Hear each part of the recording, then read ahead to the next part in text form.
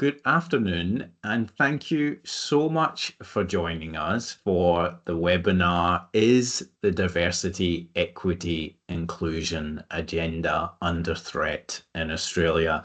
And the subheading there, how do we build workplaces that are truly inclusive for all? We are very fortunate this afternoon to have some time with Dr. Eva Zellman and with Cameron Burgess, who will introduce properly shortly. But before we begin this afternoon, I do want to quickly provide an acknowledgement of country. And so here at the MacKillop Institute, we acknowledge all the traditional custodians of the lands on which we stand, and we're all joining this webinar from today. We pay our respects to all the traditional custodians who hold memories, traditions, cultures, hopes and aspirations of all Aboriginal and Torres Strait Islander people. We acknowledge also the grief and the loss of Aboriginal and Torres Strait Islander people that they have endured from the harm caused by invasion and colonization over the last 200 plus years, and resulting in historical, cultural, and intergenerational trauma. We recognize that these lands have been the lands of learning and teaching and resilience and healing since the beginning of time. And we stand with Aboriginal and Torres Strait Islander people in solidarity now and always. So this afternoon, we are very lucky to be joined by Dr. Eva Zellman for this webinar, Is the Diversity, Equity, Inclusion Agenda Under Threat in Australia?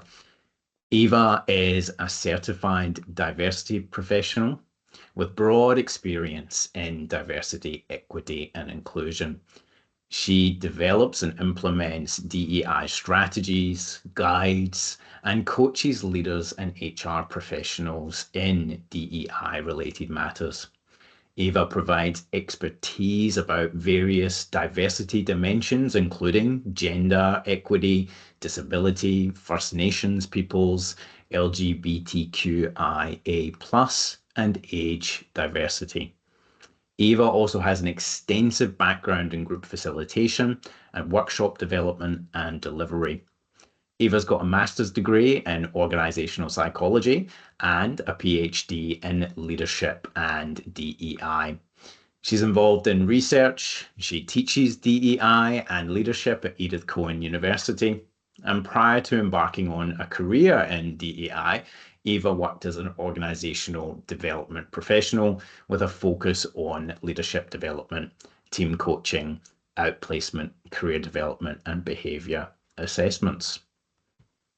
We are also joined this afternoon by Cameron Burgess, who is from the MacKillop Institute, and will be hosting the conversation this afternoon with Eva. And I'll hand over to Cameron in a second to begin that conversation. But Cameron is the National Programme Director of Sanctuary here at the MacKillop Institute, which is a cultural change programme for workplaces to build safety, well-being for everyone within a workplace. Cameron has 25 years leadership experience in community services, international development, social enterprise, and child protection. From 2012 to 2017, Cameron also helped establish and lead Mission Australia's Strengthening Communities programme, and he's delivered numerous innovative community renewal projects in urban public housing estates and in Indigenous communities across Australia. Cameron has also been a finalist in the National Collaboration for Impact Awards, and he's worked extensively across parts of the world, including Myanmar, Vietnam, and Cambodia, and has been the board of international NGOs. Prior to his role here at the Institute with Sanctuary and working with organisations across the country, Cameron has also managed programmes across the southwest of Victoria for MacKillop Family Services. He's got a Master of Business Psychology, he's got a BA in Social Work, and along with multiple other qualifications in leadership and business management.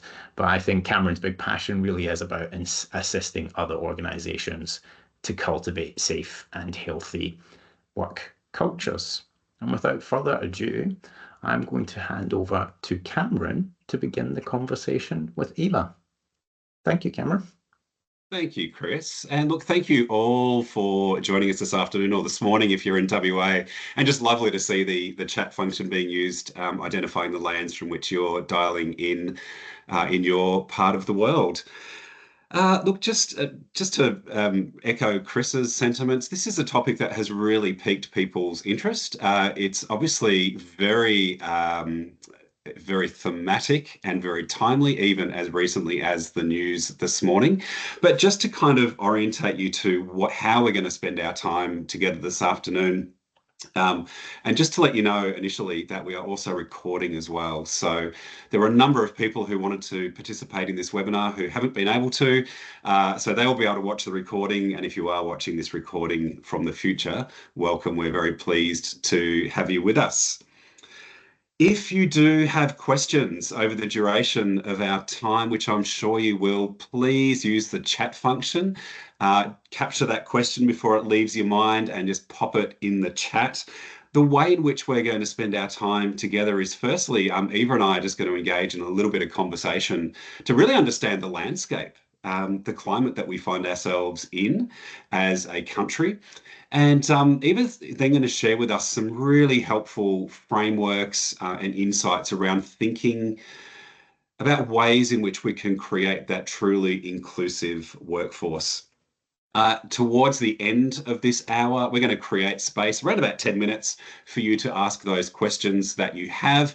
If you've already popped them in the chat, I'll grab those questions and ask them to Eva. But of course, you can just unmute your mic, pop your hand up, unmute your mic, and Eva would love to answer those questions directly.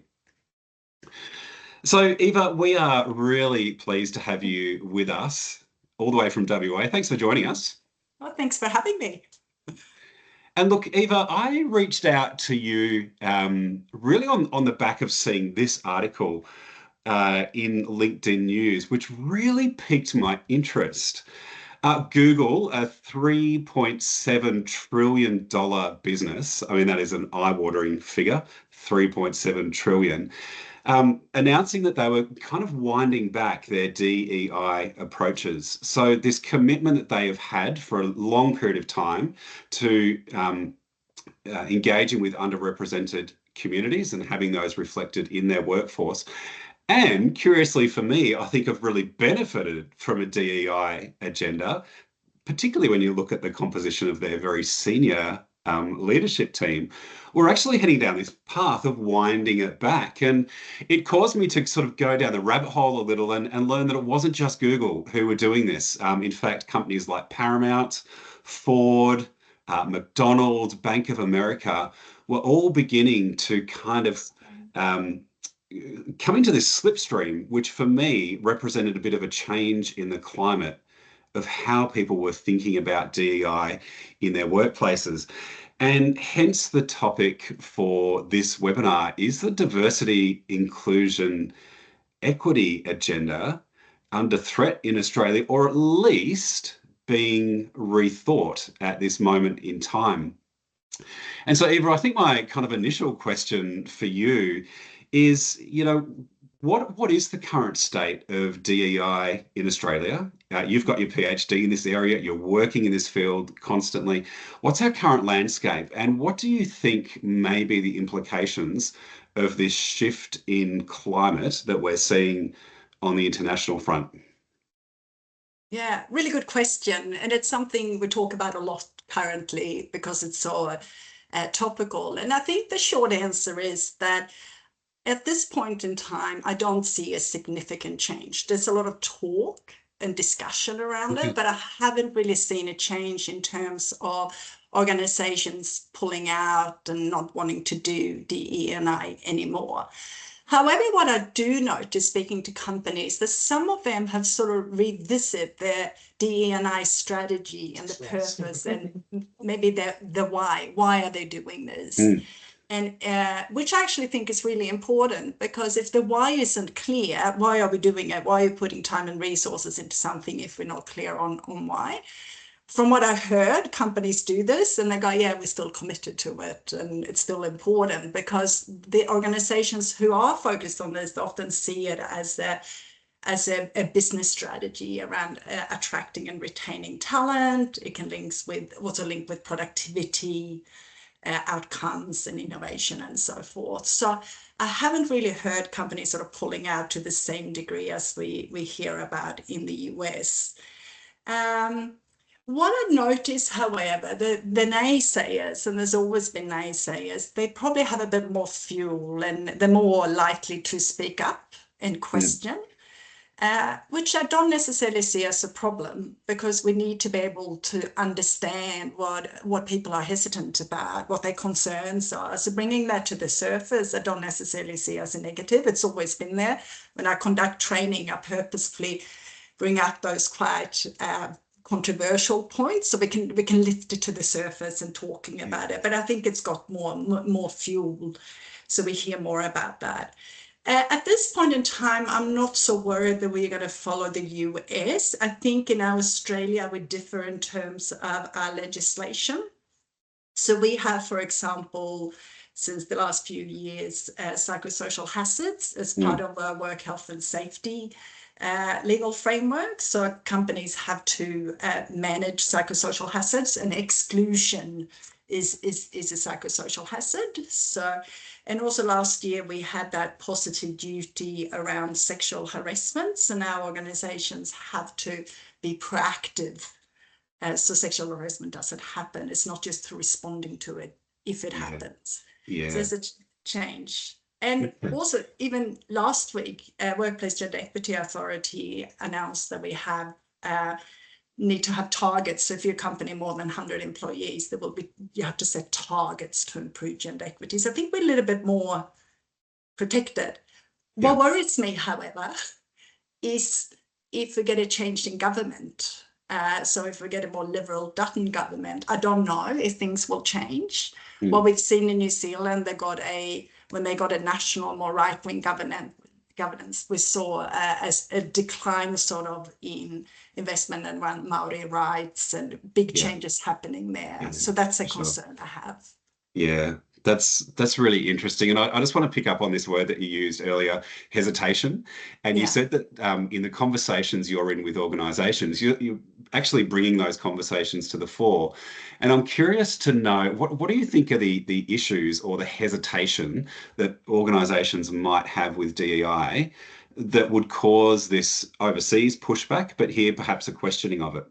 Yeah, and that's a really important question. I think the main issue that always comes up when I dig deeper and trying to understand what the concerns are is sort of the concept of meritocracy. So there is sort of a belief that we should just hire the right person for the job with the right competencies, which is, I agree with, that's what we want to do. And that's partly what DE&I is all about.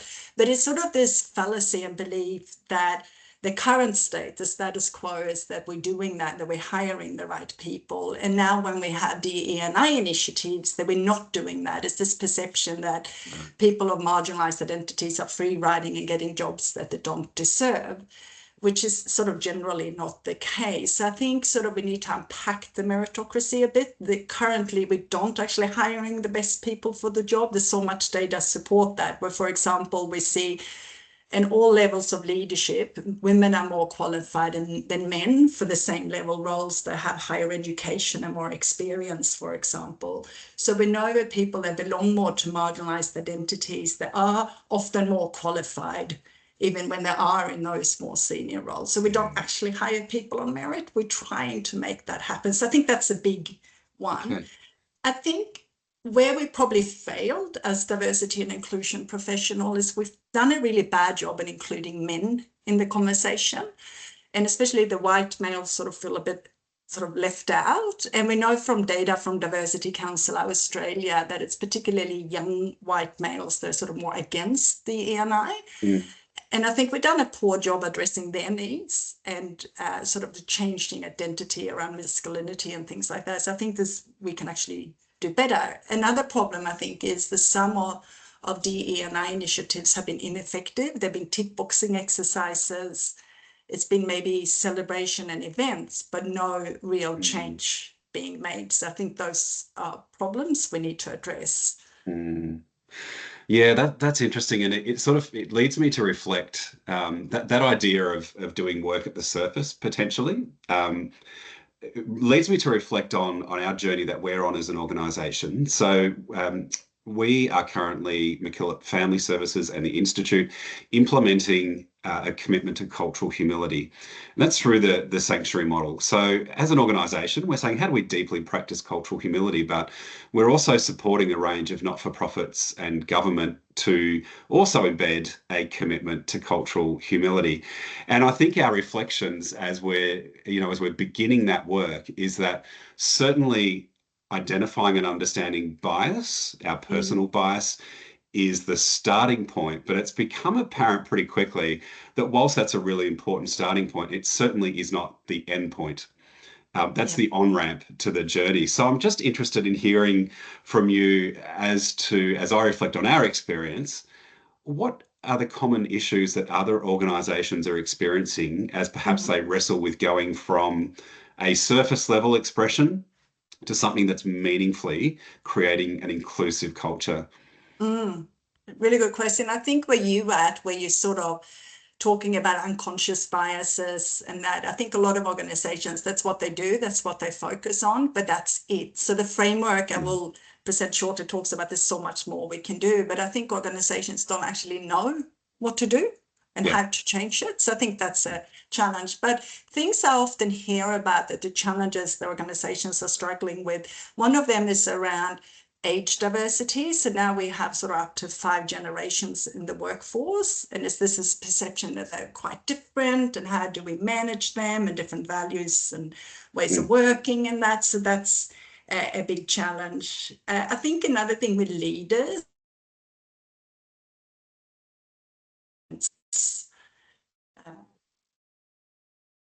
sorry, I was just on hold there. I don't know what happened. We've got you back. Yeah, I'm back. Some leaders struggling having conversations with people, maybe from different diversity dimensions, sort of uncovering the needs and the support to give. So leaders maybe want to be helpful, want to be supportive, but don't know how to do and what to say, and without, delving into people's private issues. I think that's a challenge. Yeah. I think also another issue is that we take a very sort of boxed approach to DE&I, where we look at different diversity dimensions. So we may focus on gender or First Nations people or people with disabilities, like we have them in different boxes. Yeah. But many of us belong to multiple identities, so we need to take an intersectional approach. And so the experience of an Aboriginal woman may be very different from an Aboriginal man. Yeah. So I think, and we don't really know how to take an intersectional approach. So those are some of the things I see a lot. But I think the main issue is around taking that holistic, broad view rather than just trying to reduce biases, which is a good first step, but it's more to it. Yeah. Okay. Well, look, on that theme of how do managers, how do leaders actually move beyond having an aspiration towards DEI to actually have some frameworks and ways of doing this? I'd love you just to share with us your insights around what organisations and leaders can practically do beyond that kind of first step. Yeah, great. So I'll start off and do that. So I think a framework that I've been using for a while now is what we call a 3I framework, or the 3I elements of inclusion. So I wanted to share this with you because I think it's a really good way to conceptualize what we need to do in the diversity and inclusion space and build more inclusive workplaces. It has a broad, holistic approach. So the 3 I's, I like that it's 3 and they all start with I. That's very helpful for me because then I can remember them. But we have the include, we have the individualize, and we have the integrate. And I will go through each one as we go through the session today. And the way I use this framework and where I find it helpful, and you may find it helpful in your organizations too, is I use it when I do strategic planning with organizations. So if organizations want to develop a DE&I strategy, I look at it in terms of, in these three elements, what are sort of our barriers and what are the initiatives or the solutions we can put in place to addressing those. So I find it a good way to conceptualize and think about things and diagnose and find solutions. So what I'll do, I'll go through each eye and explain what it is and just give you some examples of things to look at. I'm not going to talk about everything you possibly could do, but just a few tasters to give you an idea. So I kick off with include. So include is the area or the element that most organizations are focusing on. And I would say often the only element they're focusing on. So the two components of include is, the first one is to reduce bias and discrimination. So that's really just about removing exclusion. By removing biases, by removing prejudice and any sort of barriers we have if you're sort of a marginalized identity and in the workforce. But this is really just about not breaking the law. So very much around this is around compliance and adhering to Australian laws. So by removing biases on our own, we may allow people to join our organization, but it doesn't necessarily mean we are an inclusive workplace. So to also be inclusive, we have to maximize inclusive practices and build and promote an inclusive climate and culture in our organization. So we create that environment where people feel like they belong and fit in and valued. So this is the focus where most organizations do the work if they're in the D&I space. So just a few things you can focus on to enhance include at a more individual level. I think the first step is really being aware of your own biases and unconscious biases and stereotypes you may have about different diversity dimensions. You may already be familiar with this, but Harvard University have these implicit association tests you can use. Where you get a feel for your own implicit biases you have about different diversity dimensions. And if you haven't done these, I do recommend that you go in and do them. There's a web link on the slide, or you can use Google Harvard Association tests. So being aware of our own biases is really the first step. But awareness doesn't necessarily mean that we'll then change our thinking and behavior. So one way to think about it, to sort of not using our biases, we all have biases, unconscious biases, but in one way to stop relying on them is to engage what we call system 2 thinking. And this comes out of Kahneman's book, Thinking Fast and Slow. So he's an economist that's researched a lot around mental shortcuts we do in the brain. And so he talks about system 1 thinking, which is roughly 95% of our judgments and decisions are based on these shortcuts, intuitive, instinctual kind of reactions, and only 5% on system 2 thinking. So that's the rational, thoughtful sort of part of the brain. So the key is really we have to engage system 2, so the prefrontal cortex. But the brain, it takes a bit of time for the brain to do that, to engage that. The system 1 is always on, the system 2 takes a little bit of time, so we need time. And also a few practices to use to engage system 2 thinking could be around challenging yourself and challenging the implicit assumptions you make about people. Perhaps also make sure when you are making judgments about people, make sure you focus on the person and not stereotypes. So you have to get to know and speak to people before we make judgments. Another important aspect is really to seek out different perspectives and try to seek them out from people that are different from you. We tend to gravitate towards people that are similar to ourselves, but we need to get into a habit to talk to people that are different and different perspectives, just to challenge our thinking. And I can provide, I saw that chat message there, I can provide the link to this implicit association test later on. So that's what we can do on an individual level and something that you can practice today. But on a more organizational level, where we're trying to make a systemic change, one aspect and really important piece of work we need to do is to review our policies, practices, procedures.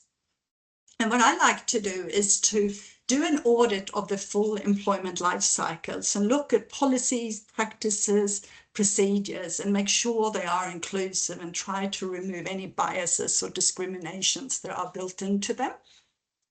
So I like to map out like the full life cycles, so looking at job description, job specification, our attraction, recruitment, selection procedures, pay, because we have pay inequity, looking at training and development, review and development, performance reviews, promotion and succession planning, and involve people with lived experience belonging to marginalized group being part of that audit process to find where there are biases and potential discrimination and rectify that. So this is a really important piece of work to do. So it isn't enough to do just unconscious bias training. We need to go in and examine our own systems and processes and see where they can improve. So that's a little bit about the include and around the exclusion part. But to build more inclusive climates, there is a model by Shaw that I really love using. And Shaw argues to bring this sort of more inclusive climates, the need to fulfill people's fundamental needs. And people have sort of two key needs that need to be fulfilled to feel included. So one is the need for belongingness, and I think we hear about that a lot. We talk about belongingness as something important. So that's when we feel like we're part of the in-group, we're treated like an insider, and we have these stable interpersonal relationships with people that we're working with, and we feel valued and respected. But we also have the need for uniqueness. So while we want to belong, we also want to be different and have a differentiated sense of self, and really feel like we can be valued for the person we are, and that we can bring our authentic self to work, and then having our unique needs met. So to be truly inclusive, we need to meet the needs of belongingness and uniqueness. So when those needs are met, we feel inclusion. That's our ultimate aim. I think what we mostly see in our organization is assimilation, where people say that they belong, and the majority group probably feel like they belong. The people who are belonging to more marginalized identity, they probably don't have the uniqueness need fulfilled. So they're wearing a mask, they're pretending to fit in. They may be hiding parts of their identity. So there could be people with disabilities, people belonging to the LGBTQI plus community. They may not share that. They may not ever come out at work because they feel like they're not going to belong. So I think we have a lot of people in that assimilation stage. Differentiation is more about when we're valuing someone's uniqueness, but they don't fit in. So it could be potentially if we want to enter a new market, we want to enter the Chinese market, and we hire someone from China because we value that expertise, but they're not part of the group. So it's really about fulfilling those two needs. And ways to do that, I think, in teams and as leaders, is really have a common identity and common goals and a shared vision. So everyone is sort of working towards the same goal and have a shared team identity. So it's really important. And really, as leader, that we encourage interaction between diverse individuals, because we gravitate naturally to people like ourselves. Is as leaders facilitate relationships with people that are different and encouraging that, because as we get to know people that are different from us, we know actually they're not that different. They're not bad because they're different, and we get more comfortable with that diversity. So those are a few things around include. So moving on to individualize, and I think individualize is a real missed opportunity in the current D&I work, because in individualize is really when we're looking at meeting the needs of all employees, regardless of their identity. And this will include like before I talked about sort of the younger white men feeling excluded a little bit. And this is sort of an opportunity where we can address some of their needs, because we want to address the needs of everyone, regardless of who they are. So 2 dimensions to individualize. So the first part is really around fitting jobs to people rather than people to jobs. I think that's sort of overall what we're trying to achieve. So we need to understand each employee's needs, preferences, abilities, and then look at the work they're doing. Does the work they do actually align with that? Or could we tweak the tasks, tweak how they do the work to better fit, rather than the people fitting into an already established box? So we have to design work differently, be open to design work differently if we can. And the second aspect is around looking at ways to really maximize people's strengths and make sure in the work there are developmental opportunities and career paths to where people want to go in their career. And once again, this is just good people practices. It's particularly important for marginalized identities, but it's important for everyone. So the way to sort of explain what this is all about, I think this picture is really good at explaining it. So we're trying to create more equitable workplaces. So rather than treating everyone the same, where everyone gets the same box, because we want to be fair and treat them the same, we don't necessarily get the best outcomes. We need to treat people differently. Everyone needs maybe a different sized box. So a box could represent maybe flexible work, the type of work I do, the environment I do my work in. That's when we build an inclusive workplace. So we want to work on the boxes, essentially, so everyone can watch the game. So when we're looking at the boxes, we can think about it as different work characteristics and design those characteristics in a way that sort of fits each individual. So we often do this through work design, and work design is really when we're looking at the content and organization of tasks and activities and relationships within jobs and workplaces. And this diagram here on the left talks about sort of 4 factors to think about when we're looking at work design. So the physical and biomechanical factors is probably the ones we already tend to focus on a bit. So if we try to hire people with disabilities, for example, we have to provide reasonable accommodations. And often, not always, is around those physical things, accessibility issues and things like that. So some organizations are a little bit in this space, but I think we can do a lot more in that space. So the physical and biomechanical things includes things as ergonomics, exposure to chemicals, but also more like less extreme access, such as noise, light, and things like that. So that could really be important for someone who's neurodivergent, about maybe don't have too much sensory input, for example. It's related to age, as we age, certain environments are less suitable and so forth. And even gender. We built differently, different genders, height, and that. So it kind of relates to everyone.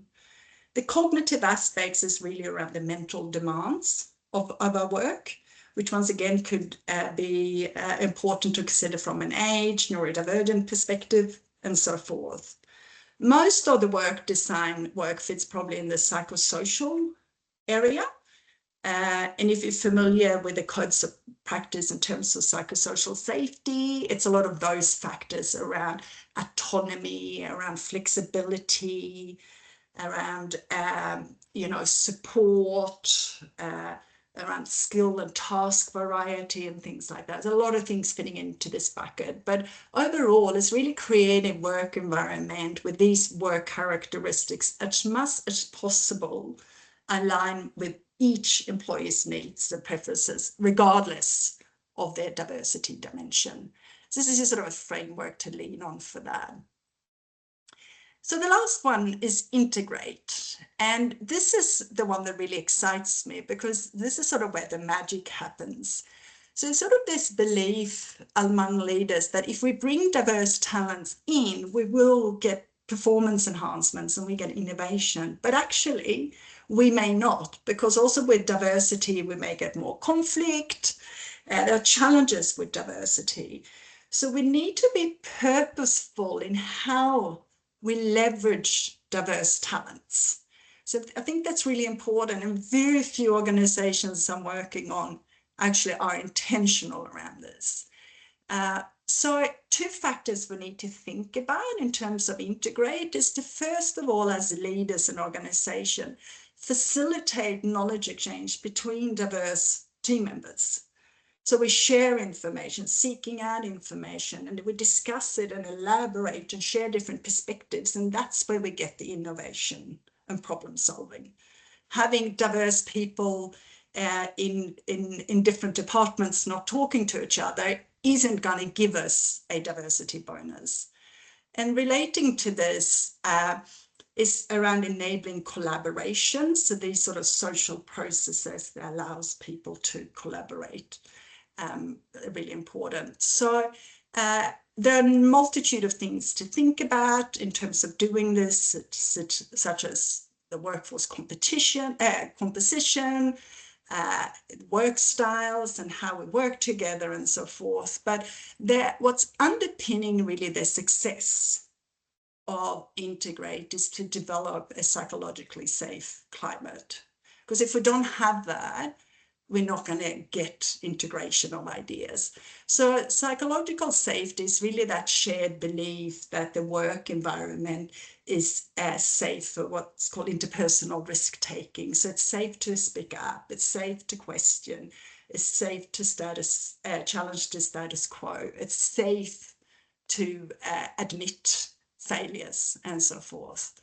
And if you're familiar with psychological safety, you've probably heard about Amy Edmondson, who sort of coined that team psychological safety term.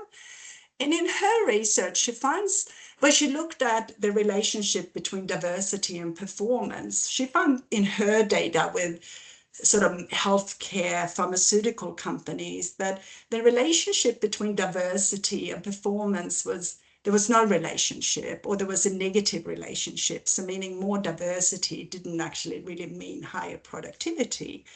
But what she found in her data, that in teams that have high psychological safety, there is a positive relationship. So where we have diversity in teams and the climate is psychologically safe, that's when we get their sort of their diversity bonus. So I'm often asked then, so how can leaders build psychologically safe workplaces? So these are a few strategies here, but I think what's really important is that the leader kind of set the scenes and really highlight what voice and different opinions is important. There's something we value in this team. We want to question things. There's something that's important. Leaders can also acknowledge their own weaknesses, and when they do something wrong, say, hey, I really screwed up on this one. So to sort of model those kind of behaviors, and really about asking for people's opinions, seeking out opinions from diverse individuals. So going back to those strategies to engage system 2 thinking, really. And really when people do mistake, frame it as a learning opportunity rather than a failure. So those are some of the strategies leaders can use to build psychologically safe workplaces. I briefly at the end want to share some work we've done in terms of training leaders in these 3 elements, the 3 I's. So we had a fabulous opportunity to partner with the local government organisation here in Perth, where we trained 36 of their leaders in the 3 I's. So we had 3 half-day workshops where we covered 1 I each workshop. And in the 4th workshop, we had a session on what we called skills for impact. And this was really important, where we really went through the communication skills around active listening, around asking open-ended coaching type questions. It's around having these conversations with employers in a way that's respectful, where we uncover their needs and preferences and abilities. Because leaders often don't know, they want to do it, but don't know how to do it. So I felt that was a really important part. And we also had coaching and stuff. And the training was really successful. And I think part of this was because they had homework between the different workshops. They actually had to go and work with the teams and implement different things. and had to report back, so they were held accountable. So we tested how effective the leadership program was by doing pre-training assessments and post-training assessments, and then we looked at the different scores before and after the training, and we found that their individualize and integrate scores really went up, and there were reports of team members integrating a lot more. Include stayed the same. But what was interesting is the include was really high to start off with. It was at 4.6 out of 5. So I think the leaders we were training, they were really into this, and they already done their include. They already knew about unconscious biases and that, and they were ready to move on to the individualize and integrate. So it sort of made sense for where they are at in their workplace and in their level of maturity. So yeah, I just want to share with that we can train leaders in doing better in this space. So I've covered a lot, so I'm going to sort of hand over for questions, but I have a sort of a little cheat sheet with each of the 3 I's and initiatives and actions that would fit within these I's. So if you are interested, feel free to flick me an email or connect with me along the LinkedIn, and I can send it to you. If you do get this cheat sheet, it's a lot on there, and we don't expect organizations to do it all, but this is to give you ideas on the kind of initiatives that would fit within each one. So if all your work is in the include space, you probably need to focus on more around individualize and integrating as well. So yeah, I think that's all I have to say. So should we open up for questions? Yeah, thank you, Eva. Look, that was not just super interesting. I think that was super helpful. The concepts around DEI can often seem a little abstract, and the ability to translate how we take aspiration and turn it into intentional behavior that creates these kind of workforces is really, really critical. And I've no doubt, as you're sitting there listening today, you've been thinking about your own organizations and perhaps where you are on that journey. But we just wanted to create space to, we're really lucky to have Eva with us. So we want to create that opportunity for you to ask the questions that perhaps you're wrestling with in your organization, or seek clarity on something that you've heard. So you can pop those into the chat, and I will pull those out and ask Eva. But I certainly encourage you just to unmute your microphone and ask Eva a question directly. She'd love to engage with you. So let's just open the floor for questions.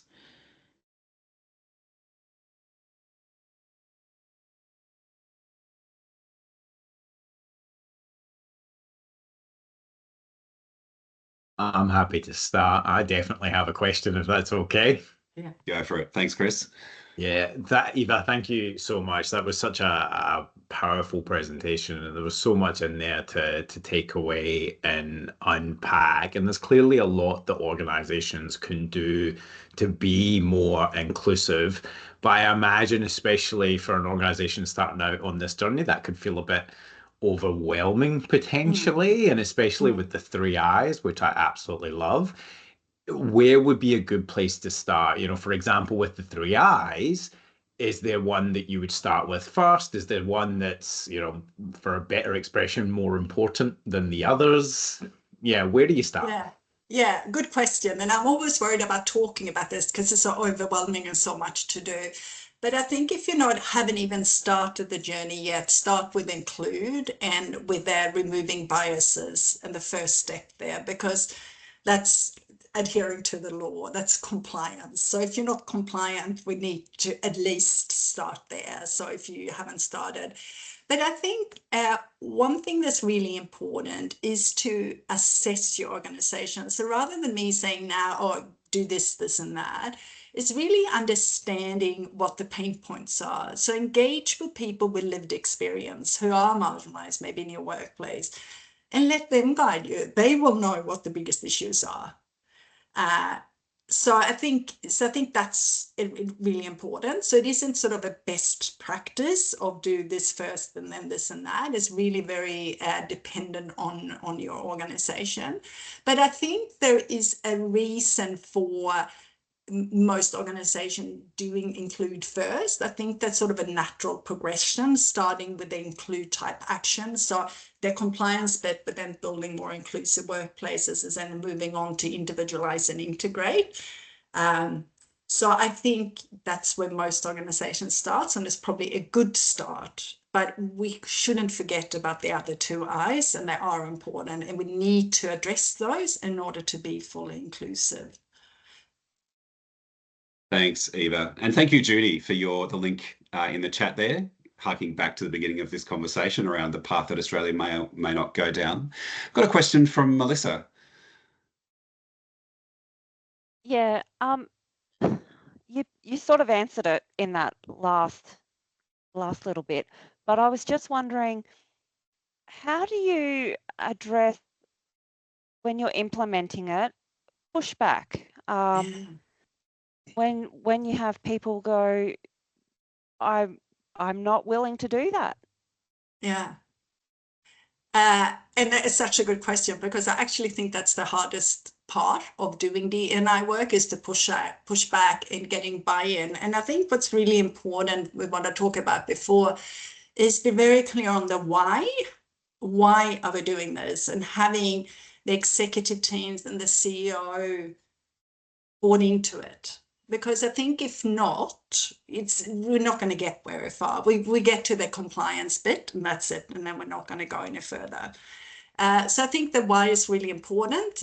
And if you have access working with the executives to sort of map that out and see how doing this will link to business outcomes, or align with the strategy, align with values, align with the vision and the mission and the organization. So that's really important. What I find is, well, leaders tend to respond better to risks rather than benefits. So I've learned the hard way to talk about the risks if we don't do, rather than the benefits if we do. I want to be positive, so I love talking about the benefits, but highlight, so if we don't do that, it's a compliance issue, or it's a turnover issue, or it's a workforce issue. So decision makers kind of seem to respond more to highlighting risks. And I think it's also, once again, really assessing the current state and have evidence for that this is actually issues in our workforce. We don't just make that up. And there are tools to use. You can use surveys that's available. There's also maturity models you can do. I noticed we have Judy Lundy on the call today, and ECU has developed a maturity model where you can sort of assess your current state and stage of maturity in terms of D&I. And that assessment tool is available for free online. So there are tools that you can use. You have data. So I think it's important to present data to decision makers, but also storytelling.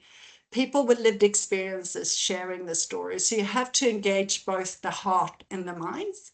And I feel like the business case, you have to sell it again and again and again. And I feel like if I'm talking to a CFO, I talk about the financial impacts. If I talk to someone in marketing, I talk about reputational impacts. So the business case may be different for different people. So that's sort of around how to influence at a more senior level. I think where we see an issue is not necessarily filtering down. So middle managers may not have a clear message around why we're doing this. And they have a big job and they run operations and they're busy, and we demand them to do more things, and that can be really hard. So it's also thinking about what you do, how you integrate it into existing systems and practices, rather than creating new things for leaders to do. So then you're more likely to get buy-in. Thank you so much. That was helpful. Great insights. Sonia, welcome. Hi, Eva. Thank you for such a wonderful talk. I really enjoyed it. My question was more about awareness of individual biases. So once you become aware of your individual biases by taking tests, for example, the IAT you recommended, do you have any suggestions on how we can work to become better at managing our biases and removing those biases? I was really interested because I'm trying to do that and struggling. So I thought the expert advice would be great. Yeah, and I think it's hard because we have them. They have been evolutionary useful for us, so we definitely have them. So I think it's some of the strategies I talked about before is know that you have them, knowing what they are, so then look out for them and question yourself like, I make a judgment about this person. Is that actually based on facts and something I observed or my biases? Ask for the opinions of other people. Hey, how did you, so if you're recruiting someone or interviewing, ask multiple people, have diversity on your panel. Ask yourself the questions, what biases have I applied in my judgment about this person? So it's that sort of reflection and questioning yourself. So I think that's sort of at an individual level. And I think in organizations, as we talk sometimes about building in nudges, so systems that will stop us applying those biases. Like, for example, we talk a lot about in recruitment, sort of hiding demographic information about applicants, so removing information we rely on to make judgments about people. So people's age and gender, for example. If we don't have that information, we're not going to apply those biases we associate with those demographics. So maybe think about the work you do. What are some of the information that's available that may trigger unconscious biases? Could you in some way try to remove and hide those from yourself so you're less likely to rely on that? And you have to make a judgment without getting access to that kind of information.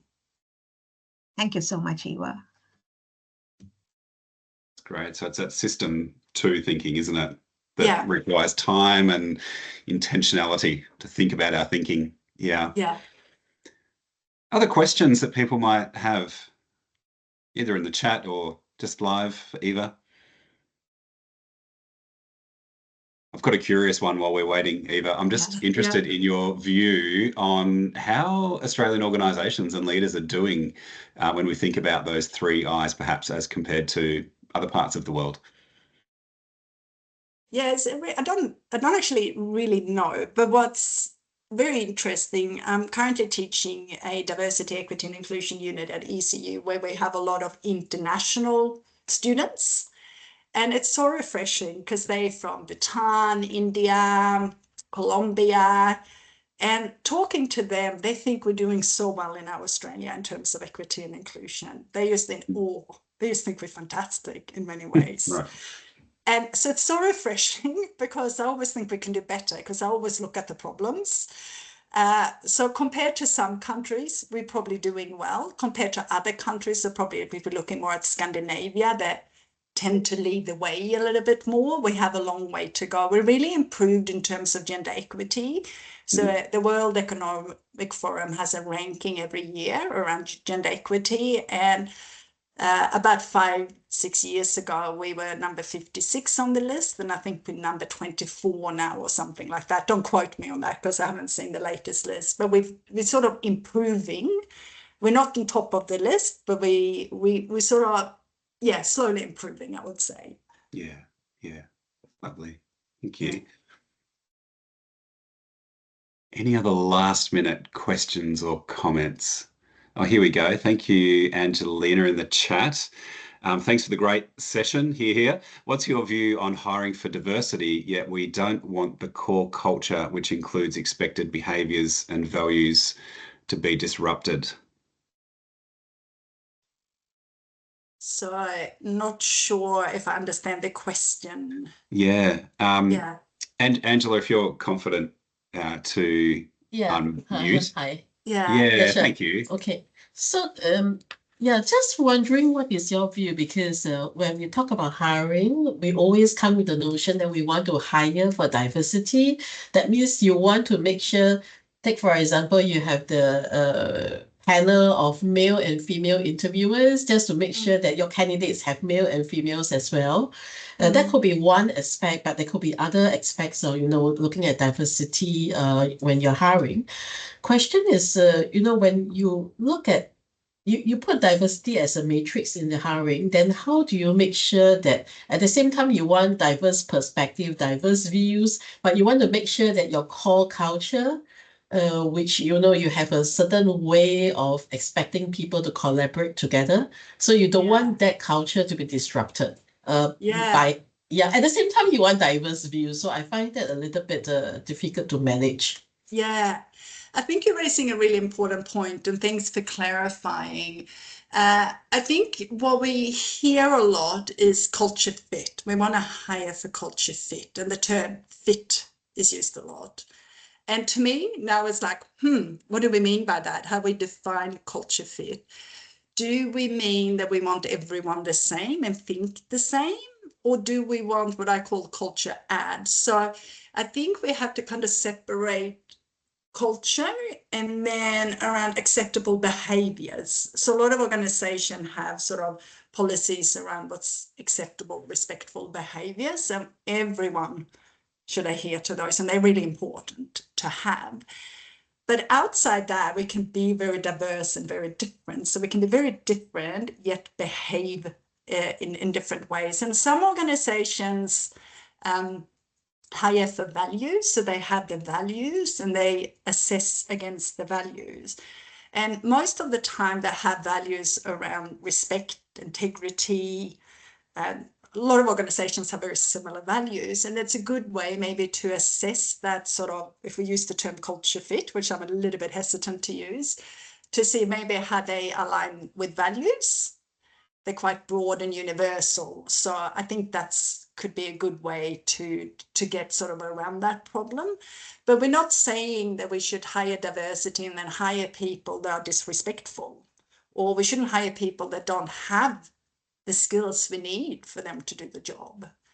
But what we need to look at is broader sort of criteria around the skill we actually need to do the job, make sure there's actually some evidence supporting that that's the skill, and how we assess for those.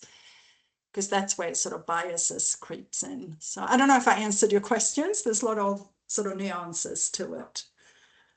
Yes, certainly. Thank you so much. Thanks. There's some good conversations in the chat with a couple of resources, and I might just close out. We've got one final question from Anne. Thanks, Cam, and thanks, Eva, for a wonderful presentation. Lots of food for thought that I'm going to take away. You mentioned at one point intersectionality, and I'm just really interested if you can help us think about unraveling the complexity of that consideration as we think about our practice. Yeah. And this is such a good question. And I think we're really in our infancy around how we do that and look at that. Like most organizations, they have the pillars, so they do one sort of diversity dimensions and treat them separately, and then they're trying to get those different groups working together. But I don't think that's working very well. I haven't seen that. Maybe it exists, but I haven't seen that sort of collaboration between different pillars to take an intersectional approach. I don't think that works very, very well. Other organizations, they're more around, we don't have a diversity pillars, we just focus on inclusion and looking at it more broadly. Maybe that's the way to go. But I think what's really important, and step one, is to collect the data, understand the current state. So instead of just looking at gender and the pay gap and various outcomes, is then looking at maybe gender and disability together, whatever data you have where you can look at different diversity dimensions together. So in your engagement score, for example, in your organization, if you do engagement surveys, are the gender differences, and then are the differences for people who are a different gender and have maybe a disability and so forth, and look at the data there, are the differences, and then engage with those people and see what the barriers are. We're actually starting a research project at ECU where we're doing that in the mining industry, looking at intersectional identities, and first looking at what are the barriers and challenges and how can we overcome those. So starting at the diagnostics and then work out what the problems are and how we can fix them. So no magic bullets, I'm sorry. No, I wasn't expecting a magic bullet, but actually your response is really timely because we've just completed a whole of organisation engagement survey. So we got that data hot off the press. So thank you so much again, Eva. Yeah, thank you. Thanks. Thank you. Great questions. And look, just by way of rounding out, I think I've found that incredibly insightful, Eva. So thank you. And I'm sure those who are listening have as well. Some of the things I'll take away with me, that system 2 thinking about reducing bias, the need that we all have to belong but be unique and resist as leaders, creating assimilation. That cultural fit piece is very nuanced. Working on the boxes for each employee or team member, and just the critical importance of psychological safety as a determinant of integration and diversity. So really helpful. Look, look at that. Look at all those QR codes. You can connect with Eva. You can connect with the Sanctuary model. We're on LinkedIn and Instagram as well. And we've also got a conference coming up later this year that I think would really pique your interest if you've been interested in what you've heard about today. But Eva, we're so appreciative of your time and your wisdom. I've learnt a lot. I'm sure everybody else here has. For those of you on screen, we'd love to stay in touch with you, and thank you for joining us today. Thanks, everyone. It's a pleasure being here.